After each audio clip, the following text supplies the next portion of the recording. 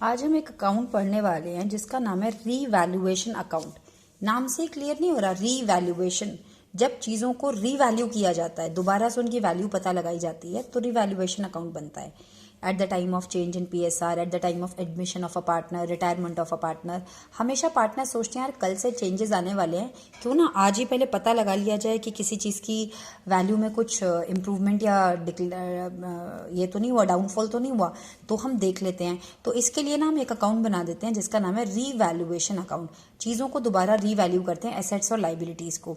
Revaluation account का nature nominal है। ये जब भी एसेट्स और लाइबिलिटीज़ की वैल्यू को दोबारा से आप वैल्यू करते हो ना, तब बनाया जाता है।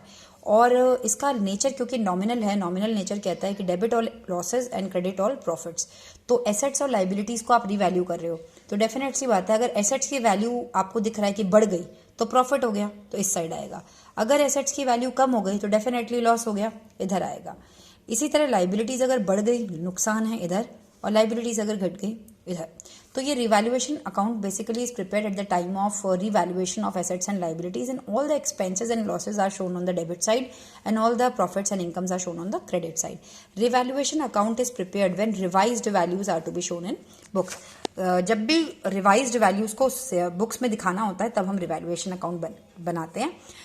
इन अ नटशेल अगर मैं बात कहूँ, जब भी आपको एसेट्स और लाइबिलिटीज में चेंजेस दिखा रहे हो एडजस्टमेंट में, आप हमेशा रिवैल्यूएशन अकाउंट बना देना अगर आपको कुछ भी नहीं बोला है तो। Let's begin with question number 21, आपको थोड़ा और क्लियर हो जाएगा। क्वेश्चन नंबर 21 में आशीष, आकाश, अमित 3 पार्टनर्स थे जिनका ओल्ड रेशियो 1:1:1 था, इक्वल था। इसके बाद ये बोला जा रहा है the balance sheet of last day आ गया और उन्होंने अपनी बैलेंस शीट प्रेजेंट कर दी। ये इनकी बैलेंस शीट है, आपके पास सब कुछ है, बुक्स हैं, आप उसमें से देखेंगे। 31 मार्च को अगले शाम को ये डिसाइड करते हैं यार कल से ना अब हम अपनी रेशियो कितनी कर लेंगे, 2:2:1। और इसके लिए इन्होंने कुछ चीज़ें डिसाइड की। स्टॉक की वैल्यू जब नापी दोबारा से तो इतनी रह गई, मशीनरी की इतनी, लैंड एंड बिल्डिंग इतनी, प्रोविजन इतना, ये सारी चीज़ें। तो अब हमें नीचे बोला जा रहा है कि पास नेसेसरी जर्नल एंट्रीज। अभी मैंने आपको बताया जब भी आप एसेट्स और लाइबिलिटीज़ को रिवैल्यू करते हैं तो आप रिवैल्यूएशन अकाउंट बनाते हैं। एक एक करके एडजस्टमेंट से आप देखना शुरू करेंगे, ना कि क्वेश्चन से, क्योंकि एडजस्टमेंट में ही अगर किसी में चेंजेस आने होंगे तो वो एडजस्टमेंट में ही दिया होगा, इसीलिए हम एडजस्टमेंट से शुरू करेंगे। स्टॉक की वैल्यू 1.25 लाख रुपए तक हो गई है, जबकि स्टॉक पहले 1.40 का था। स्टॉक की वैल्यू में कमी आ गई, लॉस हो गया, इसलिए डेबिट साइड 15,000 रुपए स्टॉक में दिखा दिया। सेकेंड आइटम है मशीनरी।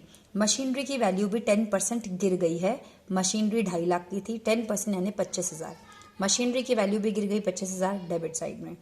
लैंड एंड बिल्डिंग की अप्रिशिएट हो गई है, बढ़ गई है, तो फायदा हो गया। Land and building 62,000 credit side में। डेटर्स में 5% का प्रोविजन बनाना है। प्रोविजन का मतलब होता है डाउटफुल है, तो डाउटफुल डेट्स हमारा नुकसान होता है। 80,000 का 5% होता है 4,000 रुपये, वो मैंने डेबिट में दिखाया। आकाश जो एक पार्टनर है उसको जिम्मेदारी दी गई, ये सारा रिकॉन्स्टिट्यूशन जो भी हम फॉर्म का नया एक तरह से गठन करने वाले हैं, इन सब का काम तुम देखो और इसके लिए तुम्हें 10,000 रुपये कमीशन दिया जाएगा।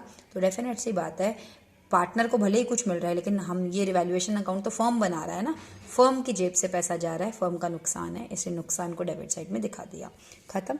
अकाउंट को क्लोज कर देते हैं। इधर का टोटल 62,000 है, इधर का टोटल आ रहा है आपका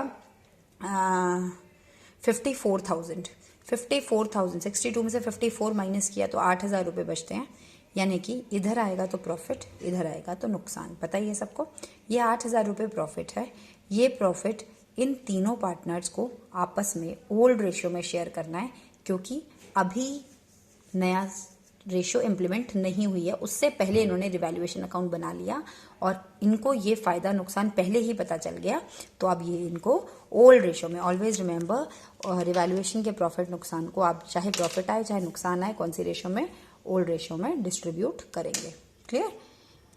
इसके बाद आपसे पूछा जा रहा है एंट्रीज बना दो जी। एंट्रीज तो देख लेते हैं। एक तो हमने मैडम यही बना दी, प्रॉफिट को बांटने की एंट्री। सेकंड हम देखते हैं, क्या पता हमारे पास पहले से कुछ जोड़ा हुआ सामान था, बिल्कुल था। जनरल रिजर्व था 90,000 का, जिसके बारे में नीचे कुछ भी नहीं कहा गया था, तो डेफिनेट सी बात है, जनरल रिजर्व के बारे में अगर कुछ भी नहीं कहा गया, खा पी के ख़त्म कर लीजिए, क्योंकि कुछ भी नहीं बोला तो डेफिनेट सी बात है, पहले का रिजर्व है तो पहले की रेशो में खा के ख़त्म करना चाहिए। एंट्री होती है केस 1 के हिसाब से, general reserve account debit 2A 2B 2C, कौन सी रेशो में, ओल्ड रेशो में। इसी के साथ एक चीज़ और पड़ी हुई है, एडवर्टीजमेंट सस्पेंस, क्योंकि ये नुकसान है और कल से रेशियो चेंज होने वाला है, तो जिस तरीके से तुमने रिजर्व को खा लिया इसी तरह नुकसान को भी भोगो। तो ऐसे करने से पार्टनर्स की कैपिटल कम हो जाएगी। एंट्री बनेगी A debit, B debit, C debit, 2 advertisement suspense, again old ratio में। तो 2 एंट्रीज आपने बनाई, एक बनाई जनरल रिजर्व की, एक बनाई एडवर्टीजमेंट की, और तीसरी एंट्री बनाई आपने रिवैल्यूएशन से होने वाले प्रॉफिट की। एंट्री क्या बनेगी, क्योंकि प्रॉफिट है इस तरफ, इनको मिल रहा है, इनका अकाउंट क्रेडिट हो रहा है, revaluation account debit 2A 2B 2C। Answers point में आएगा क्योंकि 8000 को इक्वली डिवाइड करना है, तीनों में डिवाइड कर देंगे।